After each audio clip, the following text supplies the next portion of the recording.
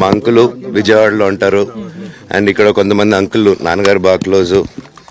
మనోజ్, నువ్వు ఎన్నో సంవత్సరాలు ఇంటి బయటగా ఉన్నావు, నీ సొంతంగా ఉన్నావు. మీ నాన్నగారు అమ్మగారు ఒకరే ఉన్నారు.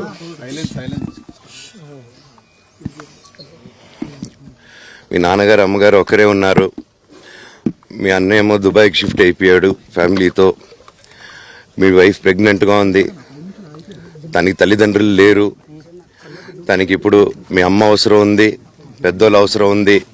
నువ్వు అక్కడే ఎలా చూసుకుంటావు అంటే, నాకు ఆ రోజు మా భార్య కూడా ఒకసారి వాళ్ళు అన్నీ చెప్తున్నారు కదా, ఎందుకండి ఒకసారి వినండి అంటే, సరేమ్మా నీకోసం వస్తాను అని చెప్పి మళ్ళీ తిరిగి రావడం జరిగింది. అండ్ నేను ఈరోజు నా గురించి ఆరోపణలు వేస్తున్నారంటే అది నేనేం చెప్పలేను. ఓన్లీ మీకు ఆధారాలు మాత్రమే చూపించగలుగుతాను. ఇప్పుడు వాళ్ళు చెప్పి నేను చెప్పి ఇది కరెక్ట్ కాదండి, నేను ఎప్పటి నుంచో కూర్చొని మాట్లాడదాం అంటున్నాను.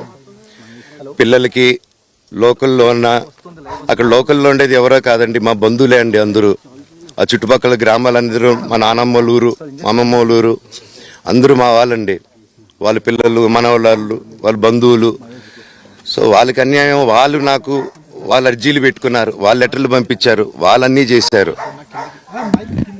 నేను వాళ్ళకి సపోర్ట్గా మద్దతుగా నిలబడి ఏమైంది నేను అడిగేసరికి వినయన్ అతనికి ఫోన్ చేశాను, మెసేజ్లు పెట్టాను.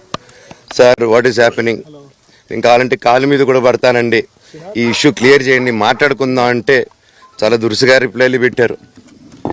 నేను ప్రతిదీ ఈరోజు సాయంత్రం 5:30కి ప్రెస్ మీట్ పెట్టి ఇన్నాళ్ళు ఆగానండి, ఇంకా ఆగలేను. ఈరోజు ఈవినింగ్ ప్రతిదీ చెప్పేస్తాను.